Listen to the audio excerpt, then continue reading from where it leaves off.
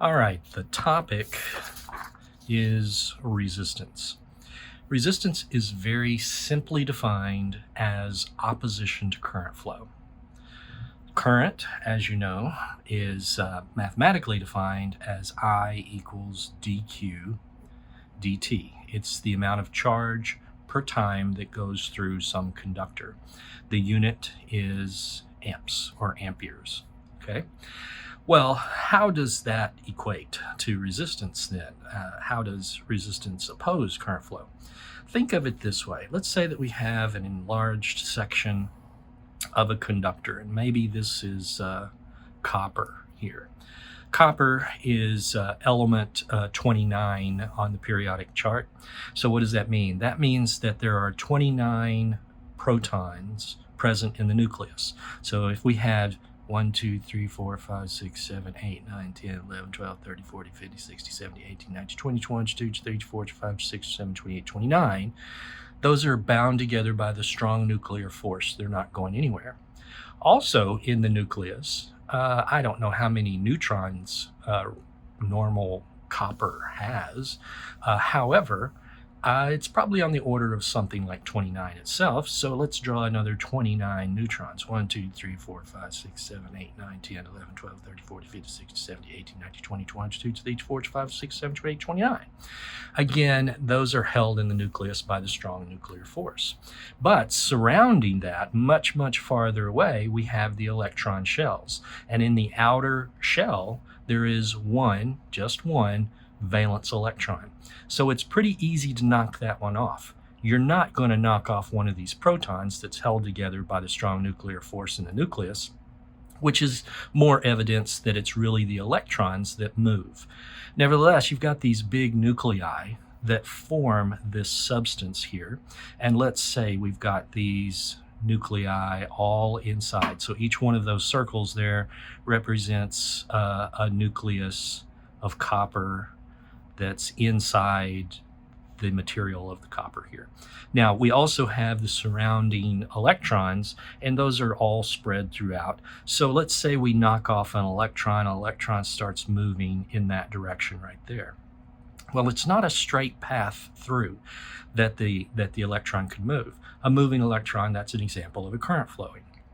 So what happens is it hits the nuclei and then bounces off and hits that, bounces around. And this bouncing, these are collisions, and you know that collisions release energy.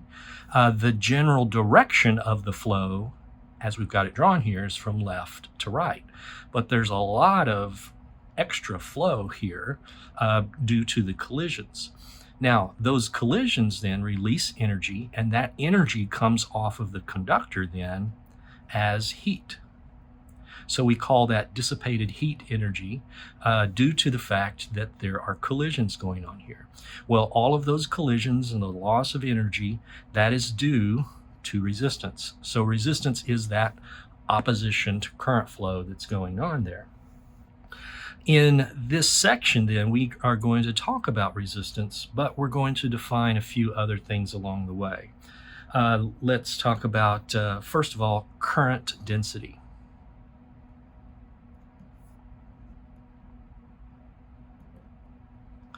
Current density is a useful quantity, and it's a vector quantity.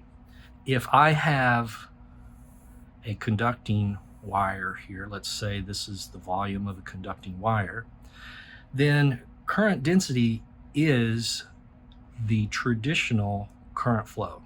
You know, you've heard me say it before. If I have electrons going in one direction from a measurement perspective, that's the same as protons or positive charges going in the opposite direction. So current density is from the point of view of a conventional or positive current flow. The positive charge is moving from left to right here. That means the negative charge would be moving in the opposite direction. The electric field inside the conductor is going to point in that direction. So if we were to draw the electric field, that means we have a potential difference between the two ends of the wire. We've got a higher potential here, a lower potential on that end, there. So we imagine the traditional current flow flowing in the direction of the electric field. Well, the current density is defined as vector J. That's the symbol that we use for that. And it points in the direction of the electric field, which means that it's pointing in the same direction as the traditional positive current flow. For a uniform current, like you might have in a wire like this, we have a uniform current. We would define J as the current per area.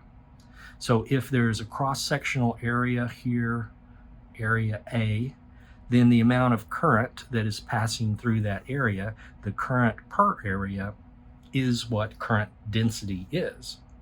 And that kind of makes sense. It's how much current's passing through. It's the current inside that area. So you can see it really depends upon this cross-sectional area here and, of course, the current flow. Now, if you'll look at the units for current density, that's exactly what you think it's going to be.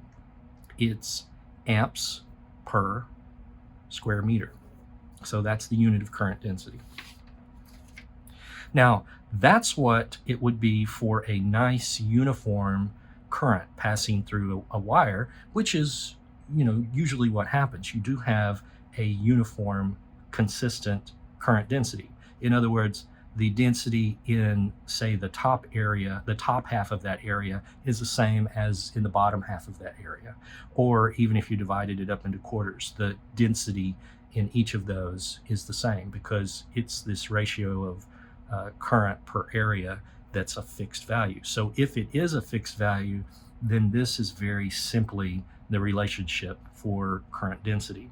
However, in general, to state it in general, I is equal to the integral of J dot dA.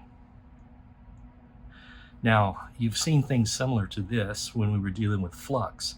We were talked about the E dot dA. Well, here you're just talking about the current density that's passing through. So in general, this is a way to state the definition of what current density is, but for a fixed, constant current passing through a conductor, it simplifies down to this right here. Now, we'll use this a little later on, so this is just a definition at this point. Current is the flux of the current density through some surface A. Okay, that's what this says right here. All right, there is another thing that we need to define. I remember this portion, we're just defining things and we'll use them later. And that thing is charge drift. Charge drift.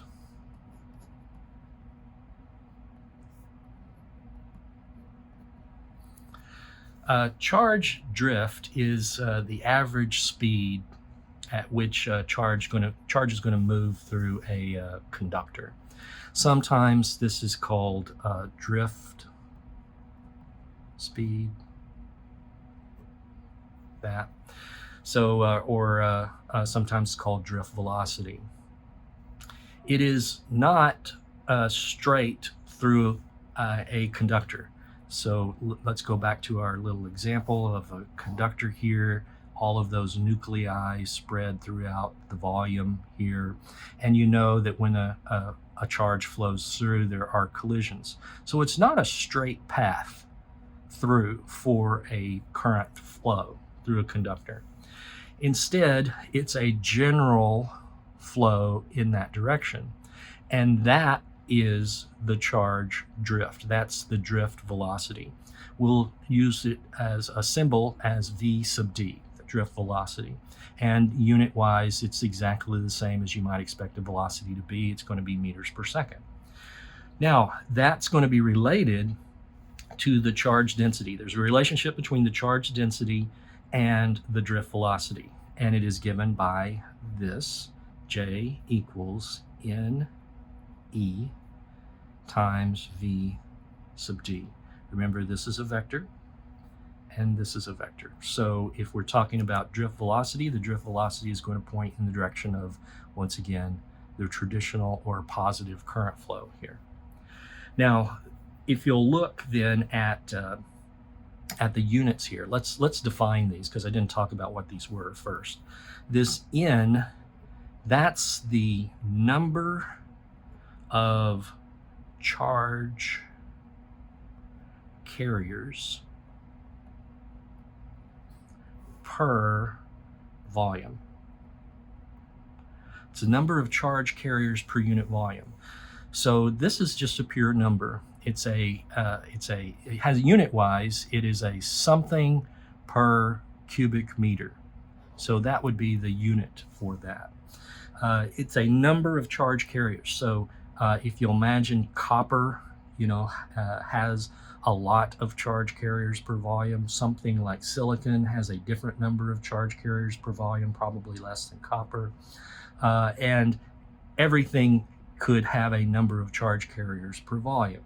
It's how many charge carriers could be knocked off so that it could easily flow. Now, that probably changes with a number of parameters. For example, it probably changes with temperature.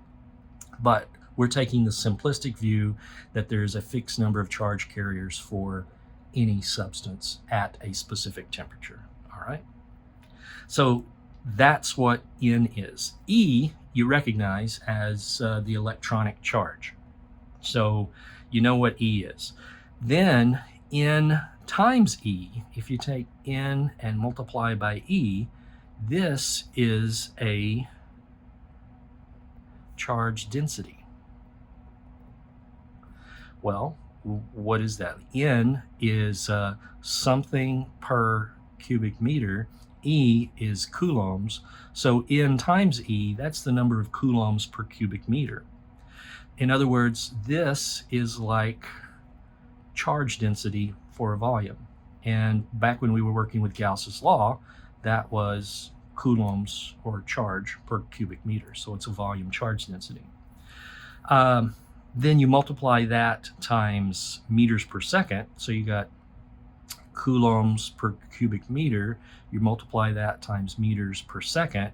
That cancels that. And what are we left with? Coulomb per meter squared seconds. But a coulomb per second is an amp. So we end up with amps per meter squared, which is exactly what you expect for the current density then.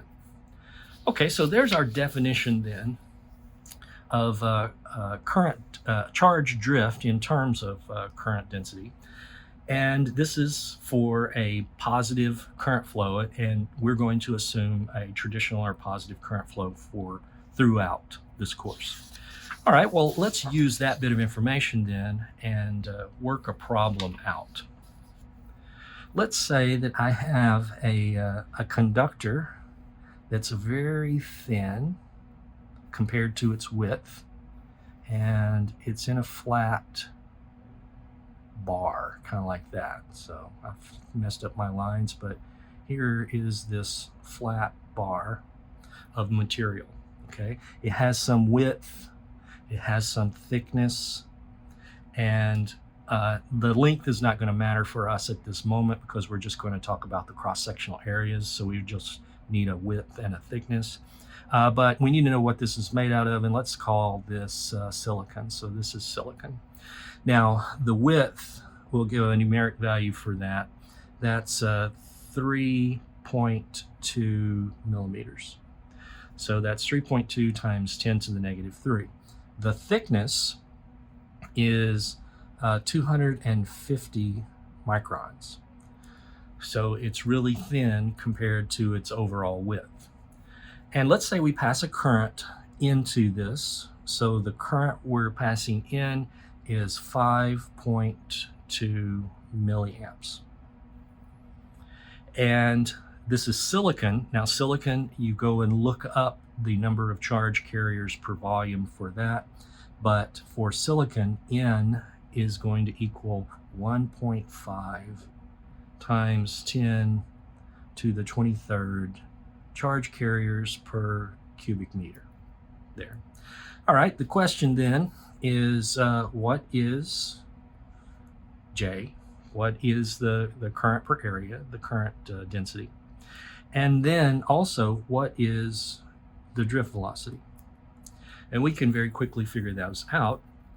Since this is a conductor, we'll assume a constant and continuous current flowing through all cross-sectional areas of our conductor here. Then J is just current per area.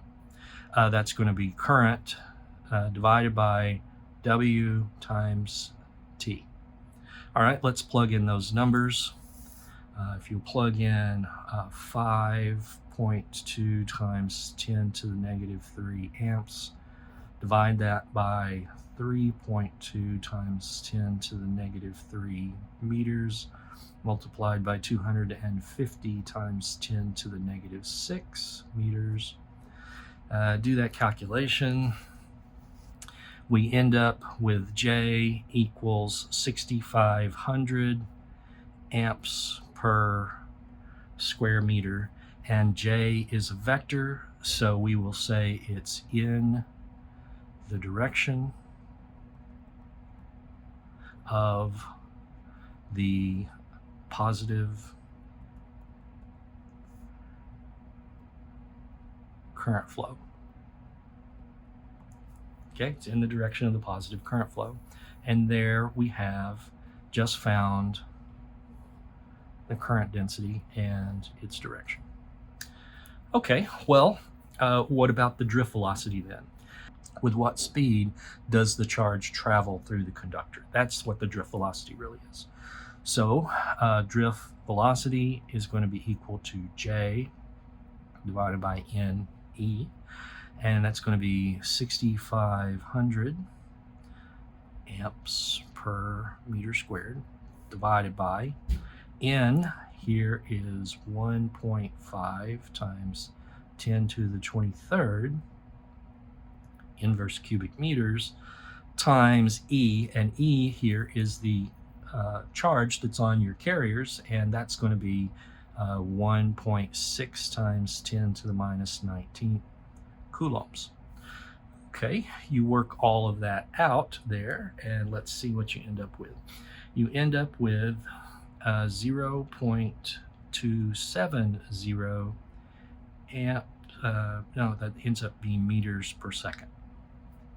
Okay, so what is that? That's 27 centimeters per second. All right, so that's the drift velocity, and that's the velocity with which the charge travels through the conductor, 27 centimeters per second. Now here, this is a ruler that's a foot long, but it has centimeters marked off on the side. 27 centimeters is, almost the entire width of this page. It's to right here. And it's going through the conductor about that fast right there. That's relatively slow when you think about electricity, because whenever you flip the switch on the light, then you get instant light. So how that seems rather slow compared to how quickly the light comes on. But you might think, well, this is for silicon here. Copper wiring, it's probably different. And you would be correct, it is different for copper wiring. Let's figure out what that difference is. I looked up copper, and I have found that for copper, N is 8.49 times 10 to the 28th charge carriers per cubic meter. Now that's a tremendous difference, because look, we're talking about a factor of 10 to the 5th difference here. And of course that's bigger as well, but it's a huge difference. However, think about how that affects the drift velocity. The drift velocity is given by this equation right here. If N is larger for copper, then, and we kept everything else constant here, then the drift velocity for copper is going to be significantly smaller than 27. If you do the calculation for copper, you end up with 0.0000 0.38 meters per second. Okay, that's 1, 2, 3, 4, 5, 6. That's 38 micrometers per second. That is significantly slower than through silicon. So what's going on here? How does the light come on instantaneously whenever you flip the switch on? We don't have to wait a long time for the electrons to travel through an entire length of wire. If we did, we'd be here for a very long time. Well, what's going on in a piece of copper wiring is that, let's say, once again, here's the wiring. Think of this as a pipe. You've got charges, or if this were a pipe and you lined up ping pong balls in the pipe like that. So here's an entire stream just loaded full of ping pong balls. Then when you insert one more ping pong ball in the end, well, instantly one comes out the other end. That's what's going on with the wire. That the copper wire is just loaded full of charge carriers. So you see it's got a huge number of charge carriers per volume. Then when one charge moves, then instantly on the other end of the wire, another charge comes out. So if one goes in, one comes out. So that's why instantaneously the light comes on. Or when you flip the switch or the current begins to flow, instantly something happens on the other end to allow that current to come out. So that's what's going on there. Now, once again, let me remind you, we're defining things at this point, which we will use a little later. And what we have done is we have defined resistance. Well, resistance depends upon a number of things. And you can imagine what it depends upon. You could think about this enough, you could come up with this yourself. Let's say that we have two wires here. One is fairly small cross-sectional area, and the other one is fairly large cross-sectional area. Well, if I want to pass a current through these, which one offers the least resistance? In other words, let's try and figure out a relationship for the resistance here that's related to the area. Which one of these is going to offer the least resistance? Well, if you'll think about it kind of like water flowing through a pipe, the larger pipe is going to offer less resistance. So the larger the cross-sectional area, so if we say this one has area little a and this one has area big A because it's bigger, then the area for this one is larger, so that means its resistance is smaller. The area for this one is smaller, so its resistance is larger. So there's an inverse relationship between the resistance and the cross-sectional area. So this resistance, if we were trying to figure out a formula for it, area is going to be on bottom, like that. Now, if you had a different situation, let's say you've got two pieces of copper wiring. They are exactly the same diameter, but now one is twice as long as the other. So this one has length little l, this one has length big L. Well, which one is going to offer more resistance? Well, you can probably figure this out pretty easily. If I pass a current through both of these, this one has a lot of material downstream to offer more resistance.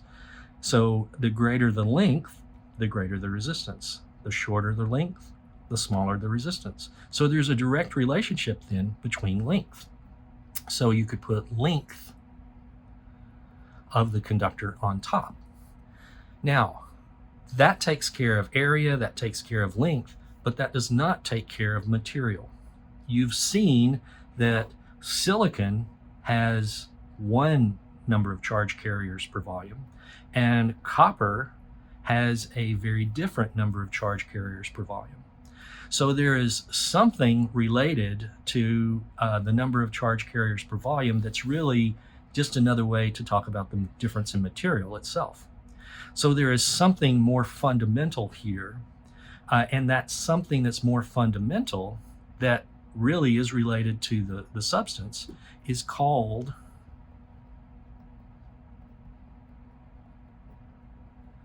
resistivity. The resistivity of a substance is related to what the substance is made out of.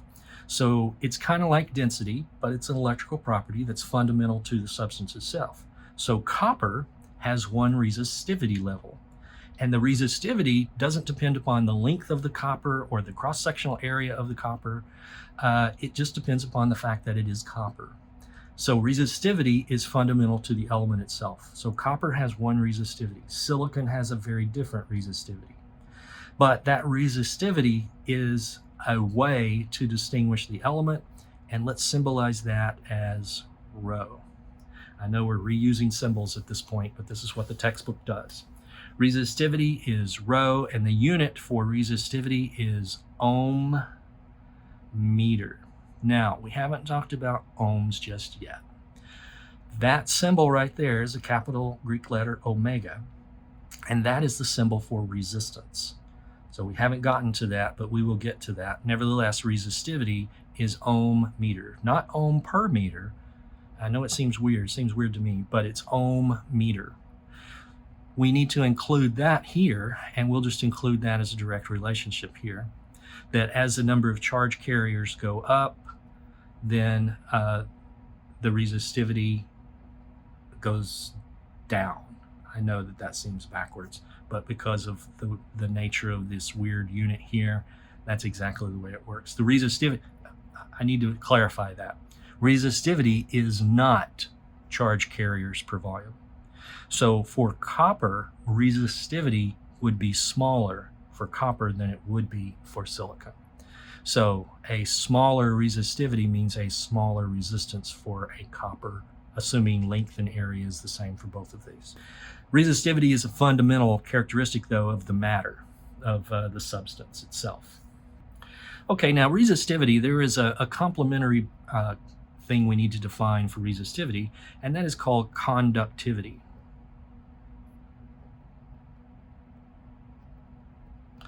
Conductivity is, as you can probably guess, sort of the opposite of resistivity.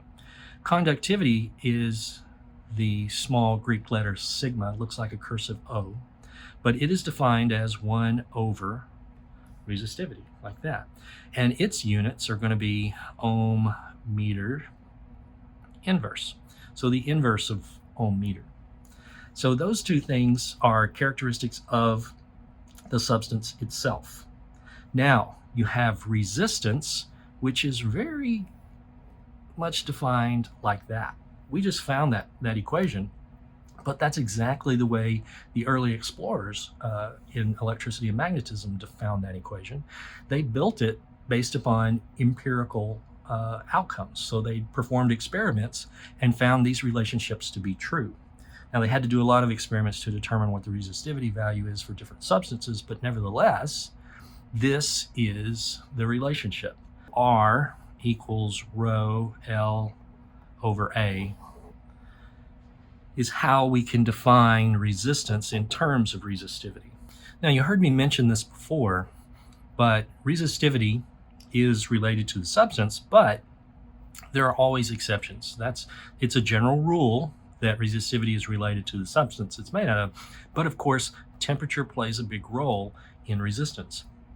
In general, this is the relationship. As temperature increases, resistance and resistivity increase for a conductor. So if you were to make a graph of resistivity versus temperature, and let's say temperature increases that way, resistivity increases that way, then in a perfect world, this would look like that. And you could tell then, based upon what the temperature of the substance is, what the resistivity is, because you have a nice linear relationship. But that is not reality. The reality is the resistivity deviates from that and goes up in some exponential fashion that is not linear at all. Okay, and that's fine. I just want you to be aware that even though this is a true statement for resistance. It is only true under circumstances that you might encounter in your everyday life. At extremely high temperatures, this doesn't work because as temperature increases, resistance increases in general. Okay, in general. But even that, there are exceptions to. Okay, let's move on and talk about something else. Let's talk about Ohm's Law. Now that we have resistance under our belt, you've probably already been exposed to this, perhaps in lab, and you've already seen it in a definition of resistance, sort of. But Ohm's Law says this. Ohm's Law says that there is a direct proportion between current and voltage.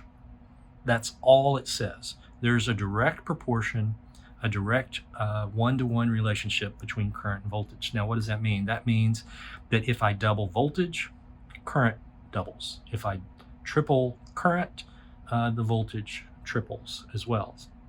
So from our definition of what resistance is, resistance can be defined this way. Resistance is voltage divided by current. Okay, now some people call this Ohm's Law, but technically speaking, Ohm's Law is just the relationship that there's a one-to-one between voltage and current. So if I were to graph, let's say voltage on this axis and current on this axis, and then I made a number of measurements. So let's see, what am I talking about? Let's take a piece of wire here, and maybe we'll pass it through a device. And then over here, we'll hook this up to a battery. And this could just be a chunk of carbon or copper block or some material. And let's say that this is an adjustable voltage that's going to create a current flowing through that. Well, as I increase the voltage, the current increases, vice versa. If I increase the current, the voltage increases proportionately. There would be a linear relationship here. And that linear relationship could be written in equation form as V equals I times some slope. Well, that slope is the resistance. So the slope of this line is the resistance. Now, that comes about because of this relationship, and this is really a definition of what resistance is. But Ohm's Law is this. Nevertheless, you will hear me quite often refer to this relationship as Ohm's Law, and most everybody else does too. So it's no big deal.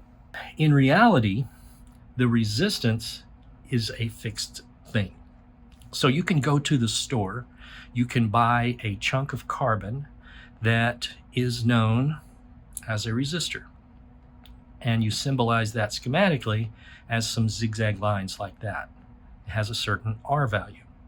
That is a resistor. Now, a resistor, when you look at it, is a small cylindrical plastic-looking device. It has two terminals, one coming off of each end, and then there's some colored stripes on it like that, probably 3 or 4 colored stripes on it. And those colored stripes, once you learn the correct code, you can tell what the resistance value is for that. But symbolize it in a schematic as these zigzag lines like that, with the resistance value usually written right next to it. The resistance has units of ohms. And an ohm is symbolized as capital Greek letter omega, like that. Okay, so if I were going to draw a simple circuit, I would have a battery and a resistor. And resistance is an electrical property of all materials, so all material has some resistance associated with it. And then a current would flow through it like that. And the relationship between all three of these quantities is given by this. But the point that I want to stress here is that the R value is fixed for the resistor. As long as you're working within specs, you're working within a temperature at which it works properly, then this is the relationship. Of course, nothing's going to function properly, at tremendous temperatures. If you heat it up to the temperature of the sun, well, naturally this is going to melt and it's not going to work properly. But as long as you're working within specs, you have this relationship, which is often referred to as V equals IR, like that. And this is going to be a very important relationship to us when we go into circuits, when we start talking about circuits. Because if you'll think about this battery here and this resistor, the voltage across the resistor is the same as the voltage across the battery. This is the high side of the battery, that's the low side of the battery. Well, this would be the high side of the resistance voltage, and this would be the low side. So as you go around this loop, you encounter a voltage across the resistor. You also encounter a voltage across the battery. But notice if I traverse the loop like this, clockwise fashion, when I go across the resistor, I'm going from the high side to the low side. We would call that a voltage drop. So there's a voltage drop across the resistor. And as I go through the battery, I go from the low side to the high side. So there's a voltage rise through the battery. And you'll notice that the size of the drop is equal to the size of the rise. And that is a general law. We'll encounter it again, Kirchhoff's voltage loop rule. But that's a general statement that applies for all loops, that the sum of the rises is equal to the sum of the drops. And you'll notice I'm going clockwise here, but if I were to go the opposite direction, the same would be true. It's just that the rise and the drop would be reversed. Now I have a rise across the resistor and a drop across the battery. So regardless of the direction you traverse a loop, the sum of the rises is equal to the sum of the drops. We will encounter that again a little later on. As for right now, let's move on and define another thing. Let's talk about power. Electrical power. Now, power is a concept that you have already encountered. You know that power is work per time. That's the way power was defined in your mechanics class. If we were to use symbols for that, work per time, that's du dt. Well, du dt, using the chain rule, we can write this: du dq dq dt. So those are equivalent statements there. Well, du dq, that's energy per charge. You have already encountered energy per charge, and we have actually defined this, although we perhaps didn't talk about it too much. But energy per charge, that's what voltage is. dq dt, well, that's what current is. So electrical power, du dt, is just P times I times V. That relationship there will tell us how much work can be done per second, because work has units of joules, time is in units of seconds.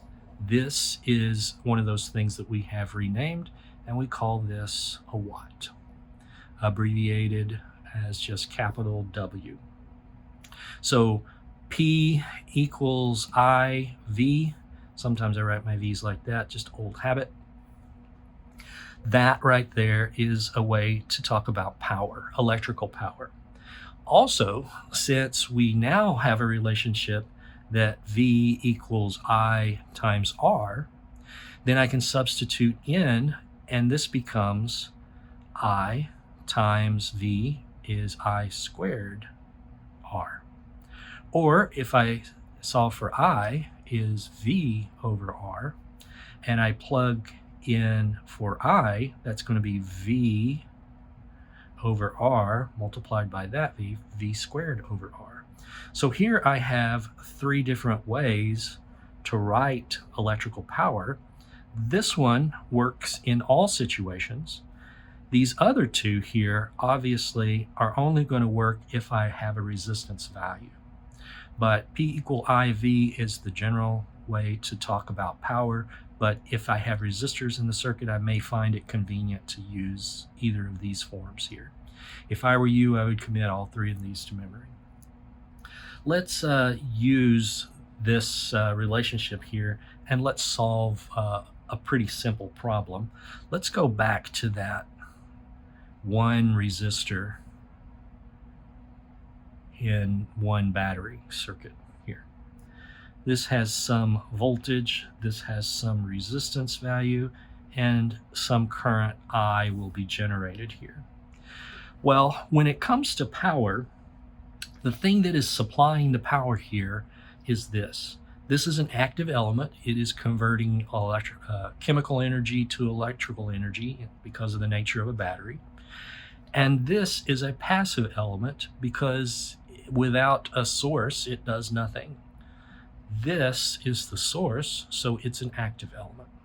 Okay, so we have one active element and one passive element.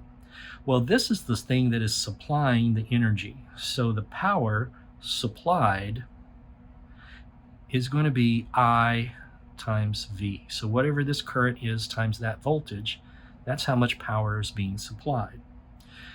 This, remember, is a resistor, and resistors, when you pass a current through them, they heat up and they dissipate. They dissipate energy. That heat energy that's lost is energy that's leaving the system, so these are dissipated away. Well, the rate at which the energy is dissipated away, let's call that P dis, that's power, that's the rate of energy loss, is going to be I squared R. That's the rate at which energy is being lost here. These two things have to be equal. The rate at which energy is supplied is the same at which energy is lost, the same rate. So IV is equal to I squared R. That is nothing other than a statement that you've already seen. If the I's cancel, I end up with V equals IR, which is a true statement.